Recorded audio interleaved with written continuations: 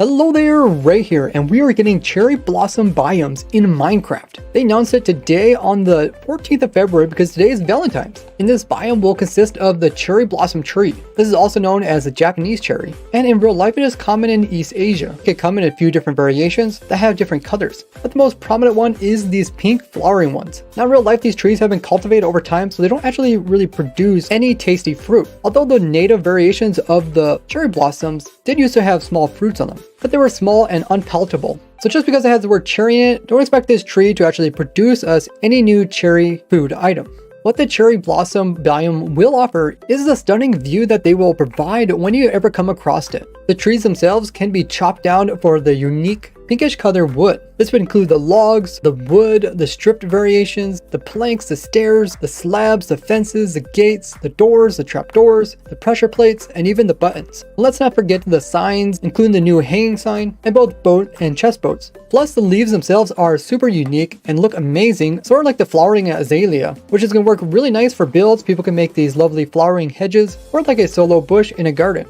I have designed an automatic farm that lets you get flowering azalea leaves automatically. It also lets you get all the wood automatically. So I will be designing one for this new tree. And they come with their very own sapling, which is called a cherry tree sapling. You can use this to grow as many trees as you want wherever you want. When you do plant a sapling and it tries to grow up, most trees in game are slightly different in how they decide if there's enough room for them to grow up and what type of shape they grow into. I've helped design automatic farms for every single tree type, so it will be a fun challenge to try to design one for this very unique tree. So subscribe to see that. But with just this one tree added into the game, over 20 new items have been added in along with it. With so many items in the game, hopefully we see some more improvements to how they manage inventory. Like with the new pots coming into the game, it's possible for them to have some type of storage. What do you think? In this image here, not only can we see the trees and also the sniffer, but we can also see some blossoms on the ground. So this most likely be a vegetation similar to like the grass that can be placed just above the grass block. These blossoms on the ground could be their very own flowers, as they look like they do have little teeny stems. The trees also produce bee nests, as we can see one right here.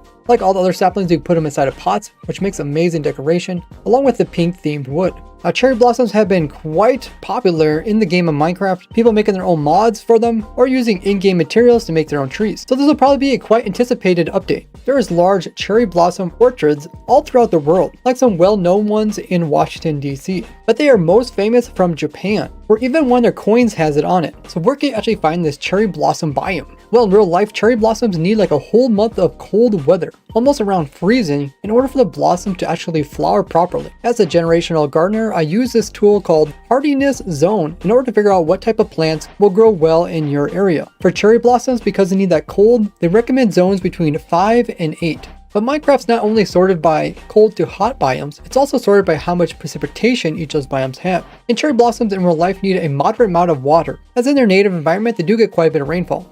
So using this chart here, when it comes to the coldness, they probably fall like in the 2. And when it comes to the wetness, they probably fall in the 2 to 3. They're most likely found by the forest or taiga biome. And in the big image here, we can see that the blossoms are kind of at a higher altitude, near some plains as well as some forest. This is very appropriate to Valentine's, since these trees are known to produce tons and tons of amazing looking flowers. And in the same color that you associate with Valentine's, pink. Now despite this announcement coming on Valentine's, there was no announcement for the Valentine cape. This is a cape that accidentally got sent out to a couple players, but then was removed, and it has this lovely heart on it, as well as this daisy below. There was thoughts that maybe they were going to do like temporary capes for different holidays, similar to how they did in the past with Christmas cape and a New Year's cape, where it only lasts for a few days around the holiday, and then it would automatically be removed. What do you think the cape was for?